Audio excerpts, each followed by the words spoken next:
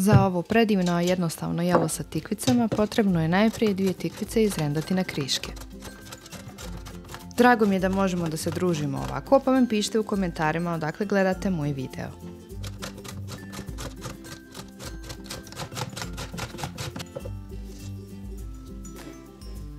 U izrendane tikvice dodajte 1 kašičicu soli i promješajte.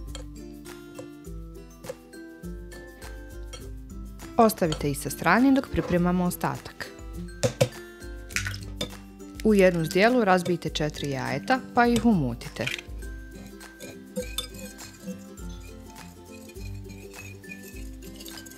U umućena jaja dodajte najprije 2 kašičice soli, zatim 1 kašičicu šećera i malo bibera.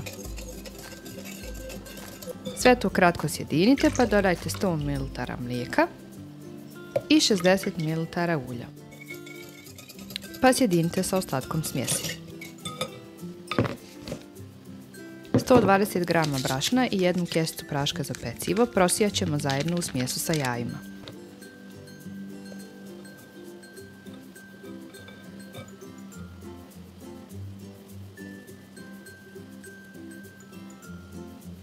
Miješamo sve dok ne dobijemo glatku ujednačenu smjesu bez grudvica.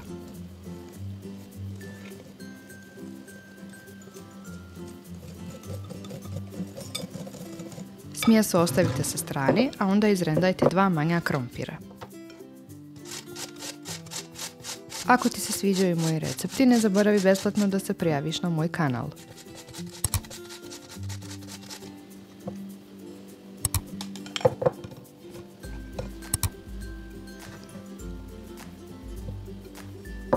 Kada izrendamo krompir, potrebno je 1 srednju glavicu luka isjeckati.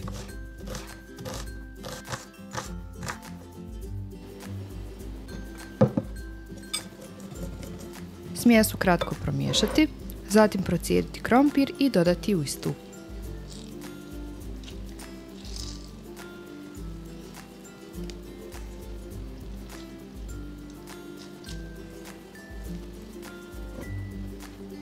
Zatim dodajte isjeckani luk i izrendane tikvice.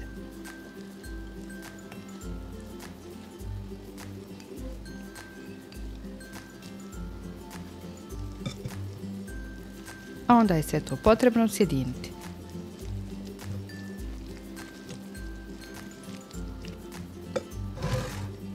U jedan kalup sipajte ulje i premažite kistom.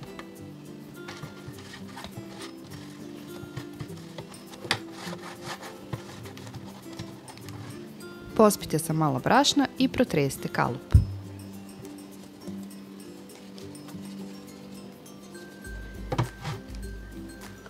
Smjesu ponovo kratko promiješati i sipati u kalup.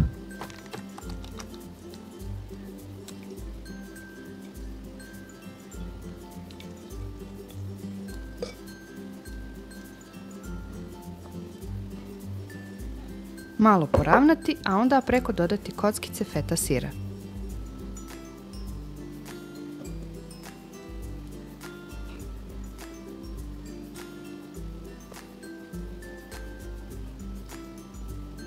Sir kaščicom lagano utisnuti, a onda posuti parmezanom.